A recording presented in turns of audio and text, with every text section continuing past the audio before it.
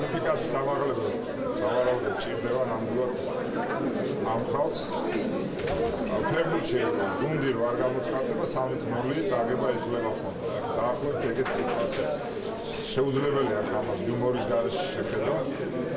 თავისთავად ცხადია რომ არანაირ სემინარზე ეს ხალხი არ არის, არანაირ საპროკურორო ზედამხედველობას ბათუმში არ ხორციელებს. 14-მდე მოითხოვეს თან ეს სემინარი 14-მდე არის და გასაგებია 15-ში არჩევნებია. ეს ყველაფერი ყველაზე ცუდი არის ის რომ პროკურატურა საკუთარ თავს, საკუთარ იმიჯს თვითონვე ანგრევს. ეს სახელმწიფო ბრალდება, ეს არ არის ფარცხალაძის სკანდალი. და სახელმწიფო ბრალდება, როდესაც საკუთარ იმიჯს აზარალებს, ის აზარალებს ყველა სხვა განარჩენ საქმეს.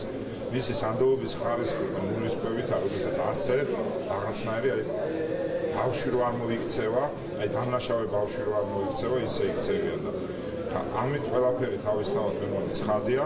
მე დღეს მოვითხოვე რომ საერთოდ არჩევნების მერე განიხილოს, იმიტომ რომ ძალიან კონკრეტულად გასაგებია რა შიშიც აქვს გარიბაშვილს. ჩემი მერად აღდგენის შემთხვევაში მას აქვს შიში რომ მე მთავრობის ხდომაზე მივალ და მას თვალებში ჩავხედა ამ მართლა ადამიანს და ამის შიში აქვს. ეს შიში გადმოყვა როგორც ჩანს ივანიშვილიდან, როდესაც მე მასთან შეხება მქონდა ასევე მთავრობის ხდომაზე. ნუ დაგვთ მეგობრებო, საქმეს მიხედეთ 100 ქარხანა. აამუშავეთ, მე არც მთავრობის ხდომაზე ვაპირებ თქვენთან მოსვლას და არც აღდგენისთვის არ ვიწვი.